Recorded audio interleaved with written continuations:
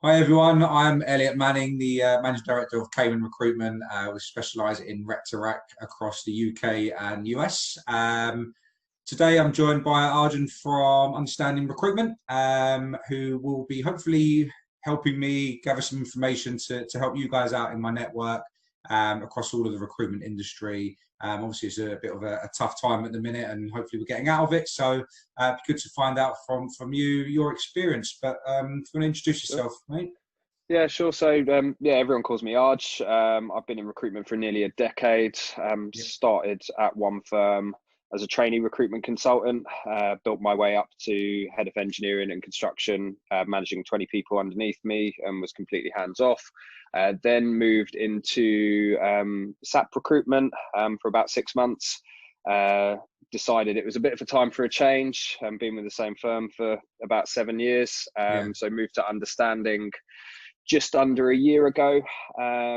Went back into a billing manager role as yeah. opposed to just a man management role. So was interesting to actually get back in, dialing the phone and speaking to candidates and clients. And then been a really solid start to the year. And then COVID hit, Good. so it's Fine. been a We'll, bit of we'll go. We'll a go into that. difficult change. We'll go into that, Arj. But like, ultimately, like, look, you've been there. You've done it all. You've worked your way all the way up from just being a trainee recruiter. I think before we go into the three main points, what would you? I mean, something I'd really like to ask is, in terms of moving forward in your career, what would Mm. you say to someone who's been in recruitment for 1 year, really kind of hit a bit of potentially a mental sort of brick wall and can't see the end, light at the end of the tunnel, like, where you're at right now? Yeah, I'd definitely say talk to people who have more experience than that individual. Because when I started out a year in, I started to get better at recruitment. 18 months was when it started to really kick on for me. But my innate drive and passion just made me kick on and constantly do it. But I know some individuals have to have their hand held a little bit or question their ability. So reach out to people who are more experienced, ask what their troubles they found have been, and realize it's not just yourself, because it Yeah. probably has happened to quite a few people. So I'd definitely advise doing that. Do you know like anyone in particular, anywhere in particular they could be, going or who they could talk to? I mean, obviously, I'm sure if you're happy to, they'll talk to you, I suppose, as well. Yeah, 100%. I mean, as I put on LinkedIn, like my door's always open for people who just want to chat about anything, really. But I'd use LinkedIn as a space. I think that's something that the market is missing, is an actual network of recruiters who are able to just talk about that freely. I mean, obviously, you've got things like the recruitment network, um, Yeah. where people join, and there's WhatsApp groups so you can ask for advice on everything like that. But I'd find people on LinkedIn who have been successful, reach out to them. Might be worth doing it in a different technical area, because some people might be a bit against like helping someone out if they're perceived to be their competitor or something like that. But yeah, just see who's most active on LinkedIn, and drop them a message. I Okay, think most fine. people should be happy to help. Fine, cool. Well, look, first major point I really wanted to go into really was Mm. before COVID. How did you find the 12 months before that, in management and obviously being in a new role as well, billing again, how did you adjust and, how do you break up your time with that? Yeah, so going back into billing and managing, I mean, it was quite good in the sense that I walked into a warmer desk. So when I came into Understanding, there were already positions that needed to be filled. I had a smaller team, so it was getting to know them, getting to know the business and how they work. But oh, you've got some positions already, so I Yeah, could utilize that. And I was just very open and honest when speaking to candidates. I was like, look, I've got, at that time I had 7.5 years recruitment experience. I was like, look, I've been doing this for a while. These are the sort of teams I've grown, but I don't really know that much about tech. So if it's all right with you, I'm going to ask you on these calls when I'm sort of qualifying you for these roles, what some of these areas mean.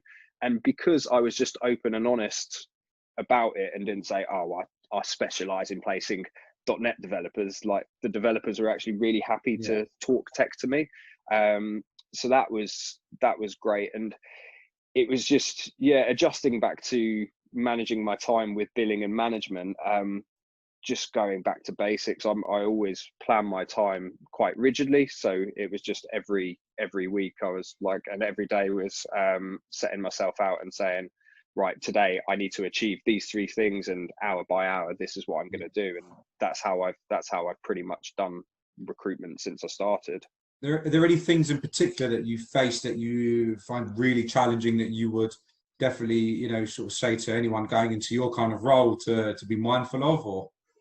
Yeah, when managing multiple people, it's realizing that one size doesn't fit all, because at the end of the day, people are different. So you've got to really understand what really motivates the individual, why are they actually in recruitment, and what are they looking to achieve out of it. 'Cause it'll be different for different people. And what I learned is people's motivations and people's drive and goals change. It could be after a month, it could be after 3 months, or a year, 2 years. So you constantly have to reassess with them why are they actually doing it, and discuss that with them and reaffirm that to them, because they might be having a bad day or a bad week or a bad quarter, thinking, oh, I'm going to jack this in, it's not for me. You're like, oh, remember when you said you wanted to do X? Remember you said when you wanted to do Y? Like, you are that much closer to it.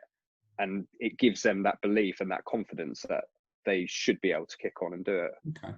And before, I mean, just to stick onto this really quickly, when did you know you wanted to stay or do management? Like, what was the trigger in your mind, or did you ever think you maybe go down the principal route where you didn't have that responsibility, or?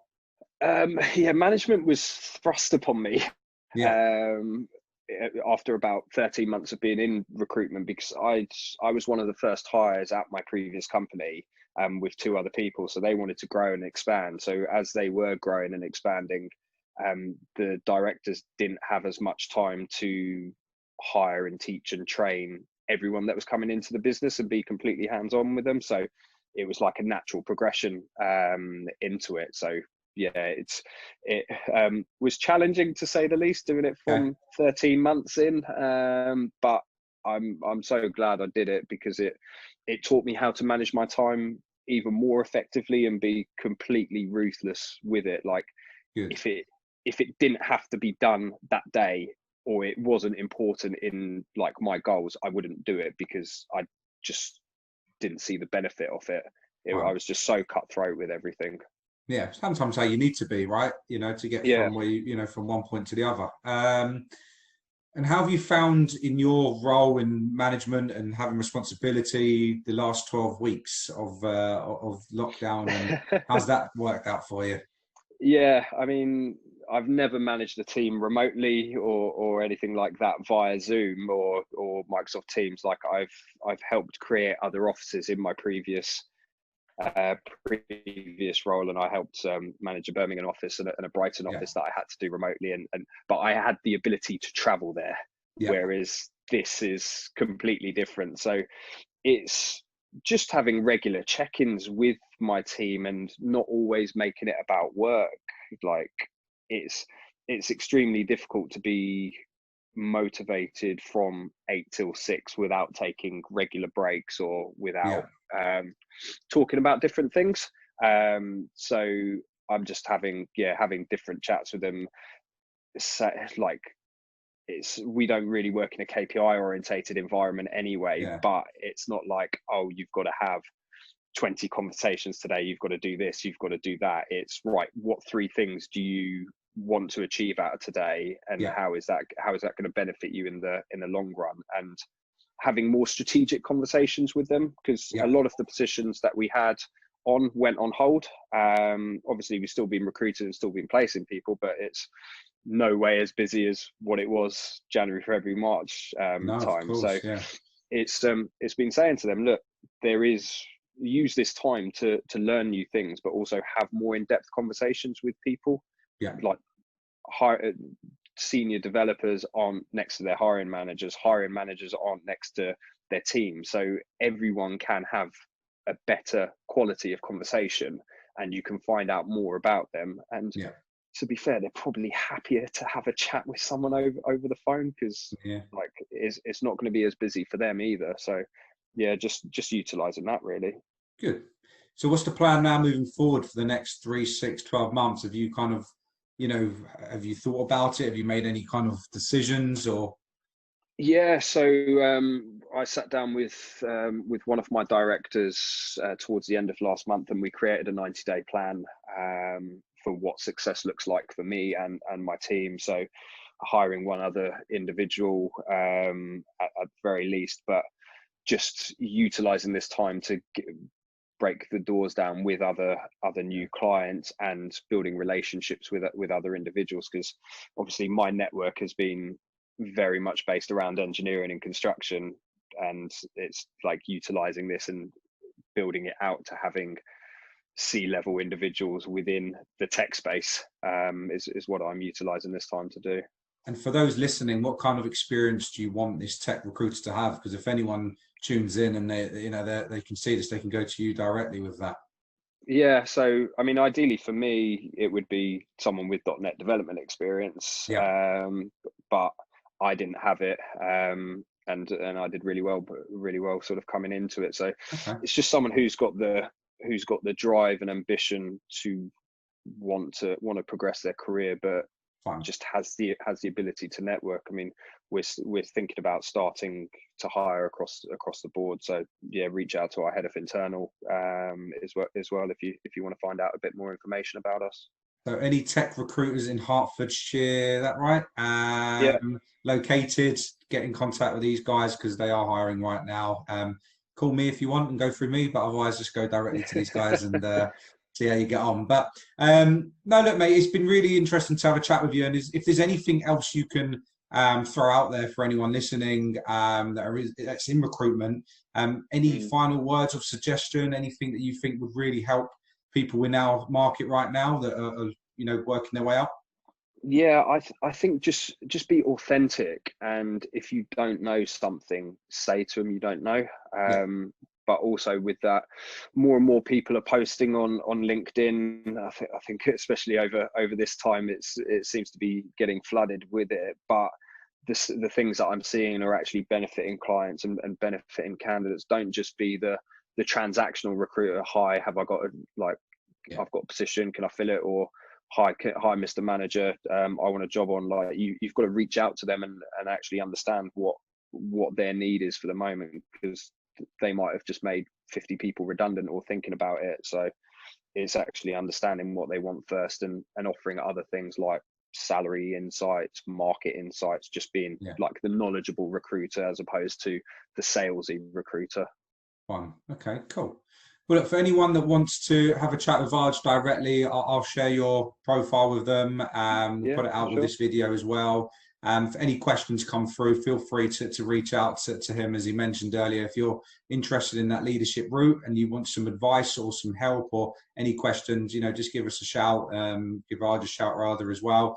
But otherwise, listen, mate, I know you're really busy, but I appreciate your time. Thank you very much. And hopefully we'll speak again soon. Yeah, perfect. Yeah, Lovely. thanks for your time. Thanks, mate.